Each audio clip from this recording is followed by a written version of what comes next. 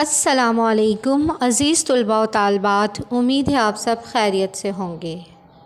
اسلامی جمہوریہ پاکستان جنوبی ایشیا کے شمال مغرب، وسطی ایشیا اور مغرب کے لیے دفاعی طور پر اہم حصے میں واقع ایک خود مختار اسلامی ملک ہے۔ یہ دنیا کا 5واں سب سے زیادہ آبادی والا ملک ہے اور دنیا کی دوسری سب سے بڑی مسلم آبادی والا ملک ہے۔ پاکستان کے جنوب میں ساحلی پٹی ہے جو بحیرہ عرب سے ملتی ہے۔ پاکستان کے مشرق میں بھارت، شمال مشرق میں چین اور مغرب میں افغانستان اور ایران واقع ہیں۔ پاکستان کو شمال میں ایک تنگ واخان راہداری تاجکستان سے جدا کرتی ہے، جبکہ اس ملک کی سمندری سرحد عمان کی سرحدی حدود سے بھی ملتی ہے۔ آئیے سبق کا مطالعہ کرتے ہیں۔ پاکستان اور عالمی امور۔ پاکستان کی جغرافیائی اور سیاسی اہمیت۔ پاکستان کو اپنے خاص محل وقوع کی وجہ سے دنیا بھر میں جغرافیائی اور سیاسی اہمیت حاصل ہے۔ پاکستان کے پالیسی بنانے والے اس پہلو پر پختہ یقین رکھتے ہیں کہ پاکستان جغرافیائی حیثیت سے بے مثال اہمیت کا حامل ہے، یعنی کہ اس کی جغرافیائی حیثیت سے انکار ممکن نہیں، کیونکہ وسط ایشیا کے تمام تجارتی راستے پاکستان سے ہو کر گزرتے ہیں۔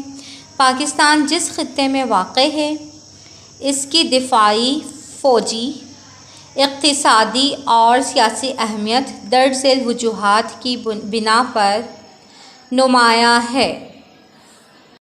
تجارتی شاہراہ۔ پاکستان شمال میں چین سے جڑا ہوا ہے۔ شاہراہ قراقرم زمینی راستے سے چین اور پاکستان کو باہم ملاتی ہے۔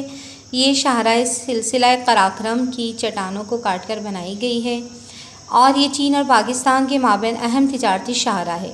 پاکستان کے چین سے انتہائی دوستانہ تعلقات ہیں۔ شاہراہ قراقرم پاکستان کو چین سے ملانے کا زمینی ذریعہ ہے۔ اسے قراقرم ہائی وے اور شاہراہ ریشم بھی کہتے ہیں۔ یہ چین کے صوبے سنکیانگ کو پاکستان کے شمالی ممالک سے ملاتا ہے۔ شاہراہ قراقرم دنیا کی بلند ترین بین الاقوامی شاہراہ ہے۔ بری اور بحری راستے۔ پاکستان تیل پیدا کرنے والے خلیجی ممالک، خلیج فارس کے آس پاس واقع ممالک، سعودی عرب، عراق، کویت، بحرین، متحدہ عرب امارات، عمان اور قطر وغیرہ کے نزدیک اور مغرب میں مراکش سے لے کر مشرق میں انڈونیشیا تک پھیلی ہوئی مسلم دنیا کے درمیان واقع ہے۔ خلیجی ممالک میں یہ 7 ممالک شامل ہیں جو کہ تیل کی دولت سے مالا مال ہیں۔ بے شمار مغربی ممالک کی صنعتی ترقی کا انحصار خلیجی ممالک میں ہونے والی تیل کی پیداوار پر ہے۔ یہ تیل دوسرے ممالک کو بحیرہ عرب کے ذریعے سے بھیجا جاتا ہے اور کراچی بحیرہ عرب کی انتہائی اہم بندرگاہ ہے۔ پاکستان افغانستان کو تجارت کے لیے بری اور بحری، یعنی کہ زمینی اور سمندری راہداری کی سہولت مہیا کرتا ہے۔ کراچی ایک بین الاقوامی بندرگاہ اور ہوائی اڈہ ہے۔ یہ ہوائی اور بحری راستوں سے یورپ کو ایشیا سے ملاتا ہے۔ ہوائی اڈہ ایئرپورٹ وہ تمام ممالک جو مشرق وسطیٰ اور وسط ایشیائی ممالک سے رابطہ کرنا چاہتے ہیں وہ پاکستان کے محل وقوع کو نظر انداز نہیں کر سکتے۔ مختلف ممالک کے ساتھ خوشگوار تعلقات۔ پاکستان کے شمال میں افغانستان کے علاقے کی ایک تنگ پٹی واخان ہے جو کہ پاکستان کی شمالی سرحد کو تاجکستان سے جدا کرتی ہے۔ پاکستان کے وسط ایشیا کے اس ملک سے انتہائی خوشگوار تعلقات قائم ہیں۔ پاکستان کے مشرق میں بھارت واقع ہے اور مشرق بعید میں ملائیشیا، انڈونیشیا اور برونائی دارالسلام جیسے مسلم ممالک واقع ہیں۔ پاکستان کی ان تمام ممالک سے انتہائی خوشگوار تعلقات ہیں۔ پاکستان کی جنوب مغربی سرحدوں پر ایران واقع ہے۔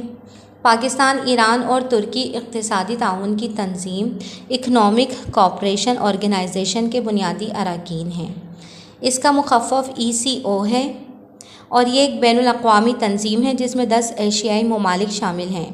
یہ رکن ممالک کے درمیان میں تجارت اور سرمایہ کاری کے مواقع ترتیب دے کر انہیں ترقی کی شاہراہ پر گامزن کرنے کے لیے ایک پلیٹ فارم مہیا کرتی ہے۔ اس کے رکن ممالک میں Afghanistan, Azerbaijan, Iran, Kazakhstan, Kyrgyzstan, Pakistan, Tajikistan, Turkey, Turkmenistan اور ازبکستان شامل ہیں۔ اس کا صدر دفتر ایران کے دارالحکومت تہران میں واقع ہے۔ اس تعاون کے نتیجے میں تمام رکن ممالک کے مابین انتہائی دوستانہ تعلقات قائم ہیں اور تمام رکن ممالک مسلمان ممالک ہیں۔ ان ممالک نے باہمی دلچسپی کے کئی معاہدوں پر دستخط کیے ہیں۔ مشرق وسطیٰ اور خلیج کے مسلم ممالک سے پاکستان کے انتہائی دوستانہ تعلقات ہیں۔ پاکستان نے ان ممالک کی ترقی میں اہم کردار ادا کیا ہے۔ سعودی عرب اور عرب امارات جیسے ممالک پاکستانیوں کے لیے دوسرے گھر کی سی حیثیت رکھتے ہیں۔ سیاحت: پاکستان میں وادی سندھ اور گندھارا کی قدیم تہذیبیں ہیں اور یہ سیاحت کے نقطۂ نظر سے بہت اہمیت رکھتی ہیں۔ اس طرح وادی کاغان، درۂ خیبر، سوات اور گلگت بلتستان سیاحوں میں بہت مقبول ہے۔ پاکستان کی سب سے بلند پہاڑی چوٹی ماؤنٹین پیک K2 ہے، جس کی بلندی قریباً 8611 میٹر ہے اور یہ پوری دنیا میں بلندی کے لحاظ سے دوسرے نمبر پر ہے۔ MCQs کے لحاظ سے بھی اہم ہے۔ دنیا کی دوسری بلند چوٹی کون سے ملک میں واقع ہے؟ تو وہ پاکستان میں واقع ہے اور اس کا کیا نام ہے؟ K2 اس پہاڑی کا نام ہے۔ یہ کوہ پیماؤں یعنی کہ جو پہاڑیاں سر کرتے ہیں کے لیے بہت دلچسپی کی حامل ہے۔ پاکستان کے دیگر مقبول سیاحتی مقامات میں ٹیکسلا، پشاور، کراچی، لاہور اور مری وغیرہ بھی شامل ہیں۔ ایٹمی قوت: پاکستان دنیا کی ایک اہم ایٹمی قوت ہے۔ یہ ہم پچھلے چیپٹر میں بھی پڑھ کر آئے ہیں اور مسلم دنیا میں اس کو انتہائی تحسین، تعریف اور احترام کی نگاہ سے دیکھا جاتا ہے۔ مسلم ممالک کی نظریں پاکستان پر لگی ہوئی ہیں کہ وہ مشترکہ ترقی اور فروغ کے لیے قائدانہ کردار ادا کرے۔ قائدانہ یعنی لیڈرشپ۔ مسئلہ کشمیر: پاکستان اور بھارت کے درمیان مسئلہ کشمیر حل ہو جائے تو پورے جنوبی ایشیا کے خطے میں امن قائم ہو جائے گا اور تجارت کو فروغ ملے گا۔ دونوں ممالک کے درمیان خوشگوار سیاسی اور اقتصادی تعلقات، اقتصادی معاشی تعلقات کو کہتے ہیں، سے اس خطے میں یعنی کہ ایشیا کے خطے میں غربت اور افلاس کے خاتمے میں مدد ملے گی۔ مسئلہ کشمیر آگے چیپٹر میں تفصیل سے شامل ہے۔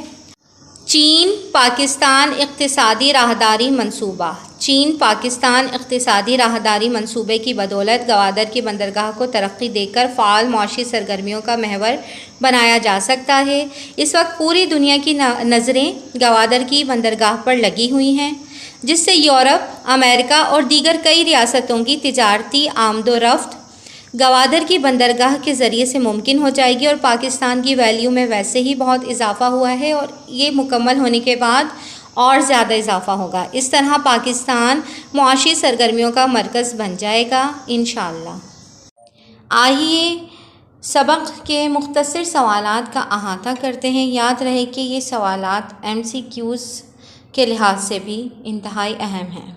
شاہراہ قراقرم کن دو ممالک کو آپس میں ملاتی ہے؟ تو شاہراہ قراقرم چین اور پاکستان کو باہم ملاتی ہے۔ پاکستان کی سب سے بلند پہاڑی چوٹی کا نام بتائیے۔ پاکستان کی سب سے بلند پہاڑی چوٹی کا نام K2 ہے۔